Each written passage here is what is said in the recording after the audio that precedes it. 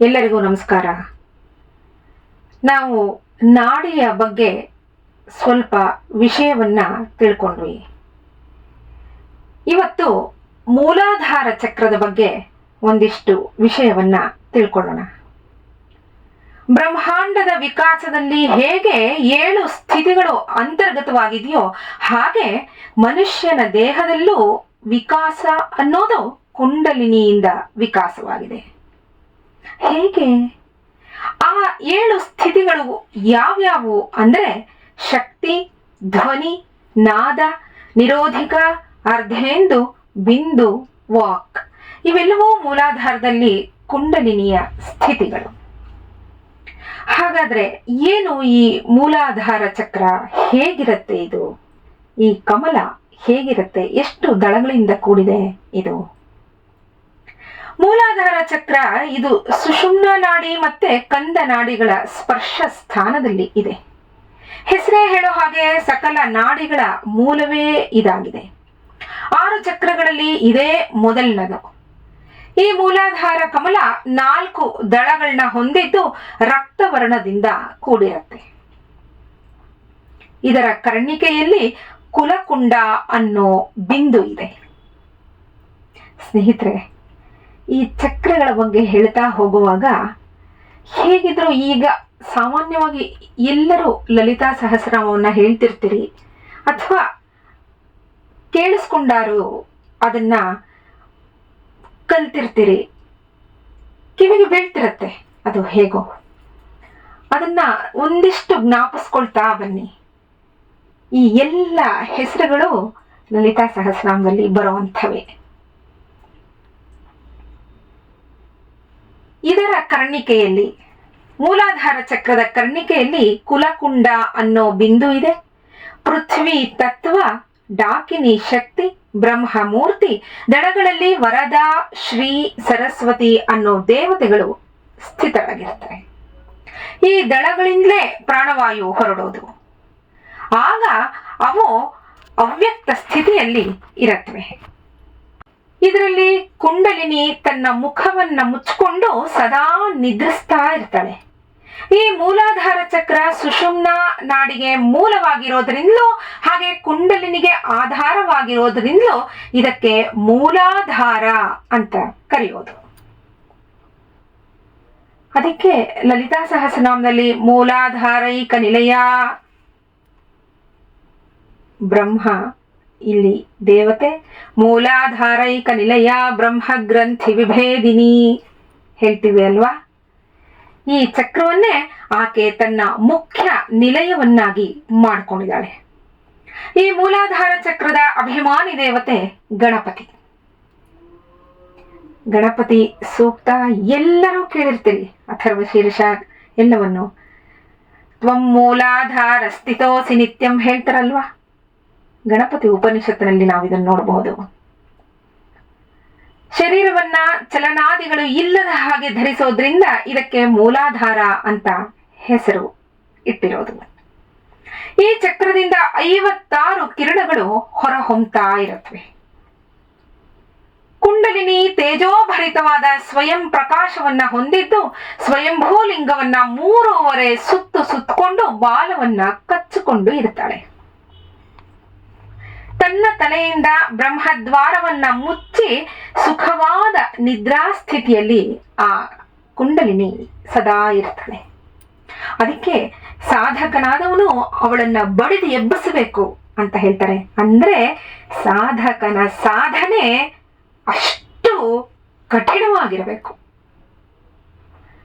ಅಷ್ಟು ಕಠಿಣವಾದ ಸಾಧನೆಯನ್ನ ಅವನು ಅಷ್ಟು ಆಸಕ್ತಿಯಿಂದ ಶ್ರದ್ಧೆಯಿಂದ ಮಾಡಿರ್ತಾನೆ.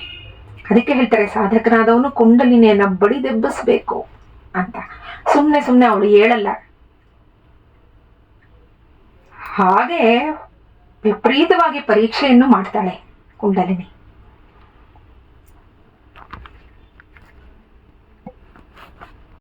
ಈ ಚಕ್ರಕ್ಕೆ ಇರೋ 4 ದಳಗಳನ್ನ ಪರಮಾನಂದ, ಸಹಜಾನಂದ, ಯೋಗಾನಂದ ಮತ್ತೆ ವೀರಾನಂದ ಅಂತ ಹೇಳ್ತಾರೆ. ಈ 4 ದಳಗಳು ಒಂದೊಂದು ಬೀಜಾಕ್ಷರವನ್ನ ಒಳಗೊಂಡಿದೆ. ಒಂದೊಂದು ಬೀಜಾಕ್ಷರವು ಅದರದೇ ಆದ ಒಂದೊಂದು ಮಹತ್ವವನ್ನ ಅದು ತೋರ್ಪಡಿಸುತ್ತೆ ಅಂತ ಹೇಳ್ತಾರೆ. ಮೂಲಾಧಾರದ ಪ್ರಧಾನ ದೇವತೆ ಬ್ರಹ್ಮ, ಅವನ ಶಕ್ತಿ ಸಾವಿತ್ರಿಯಾಗಿದ್ದಾಳೆ.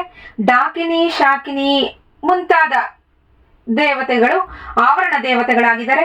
ಇವರೆಲ್ಲರೂ ಶರೀರದ ರಕ್ತ, ಮಾಂಸ, ಕೊಬ್ಬು, ಅಸ್ಥಿಗಳಿಗೆ ದೇವತೆಗಳು.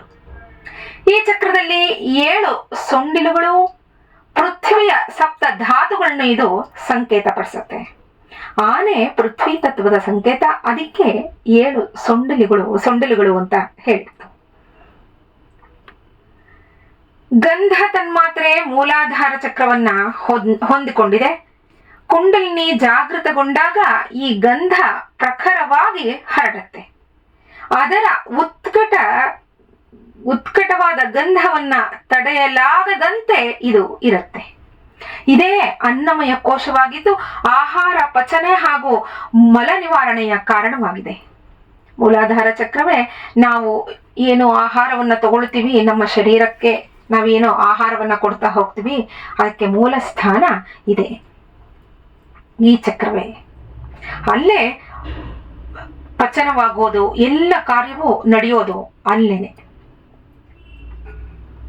ಮೂಲಾಧಾರ ಜಾಗೃತಗೊಂಡಾಗ ಶರೀರ ಹಗುರವಾಗುತ್ತೆ. ಈ ಚಕ್ರದ ಸ್ಥೂಲ ತತ್ವಗಳು ಗಂಧ ತನ್ಮಾತ್ರೆ, ಪೃಥ್ವಿ ತತ್ವ, ಘ್ರಾಣೇಂದ್ರಿಯ, ಪಾದಗಳು ಮೂಲಾಧಾರ ಚಕ್ರದ ಸ್ಥೂಲ ತತ್ವಗಳು. ಕುಂಡಲಿನಿ ಆರೋಹಣವಾದಂತೆ ಅಂದ್ರೆ ಮೇಲೆ ಮೇಲೆ ಹೋಗ್ತಾ ಕುಂಡಲಿನಿ ಪ್ರತಿ ಚಕ್ರದಲ್ಲಿರೋ ವಿವಿಧ ವೃತ್ತಿಗಳು ನಿವೃತ್ತಿಯಾಗ್ತಾ ಹೋಗುತ್ತೆ. ಹಾಗೆ ನಿವೃತ್ತಿಯಾಗುವ ವೃತ್ತಿಗಳು ಪರಮ, ಸಹಜ, ವೀರಾನಂದ, ಯೋಗಾನಂದ ಇತ್ಯಾದಿ. ಈ ಚಕ್ರದಲ್ಲಿ ನಿವೃತ್ತಿಯಾಗುವಂಥವು ಇವುಗಳು ಪರಮ, ಸಹಜ, ವೀರಾನಂದ ಮತ್ತೆ ಯೋಗಾನಂದ ಅನ್ನೋ ವೃತ್ತಿಗಳು ಈ ಕುಂಡಲಿನಿ ಇಲ್ಲಿ ಜಾಗೃತವಾದಾಗ ತಕ್ಷಣ ಇವು ನಿವೃತ್ತಿಯಾಗತ್ತೆ.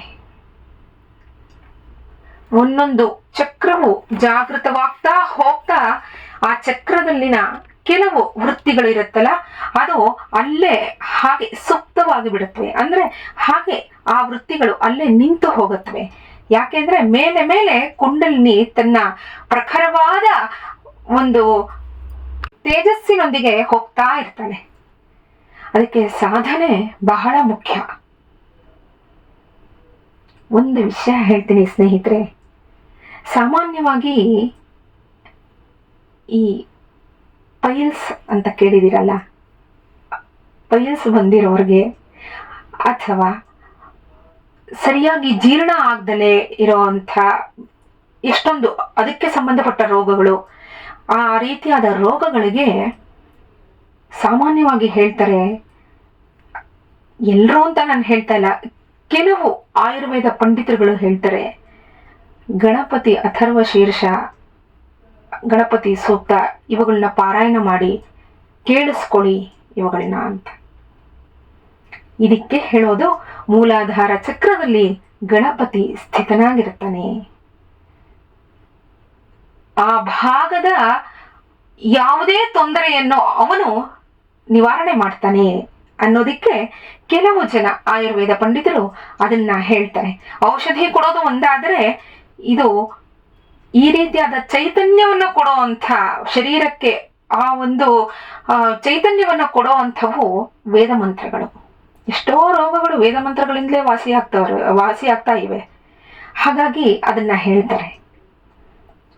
ನಾಳೆ ಮುಂದಿನ ಚಕ್ರದ ಬಗ್ಗೆ ಒಂದಿಷ್ಟು ವಿಷಯವನ್ನ ತಿಳ್ಕೊಳ್ಳೋಣ.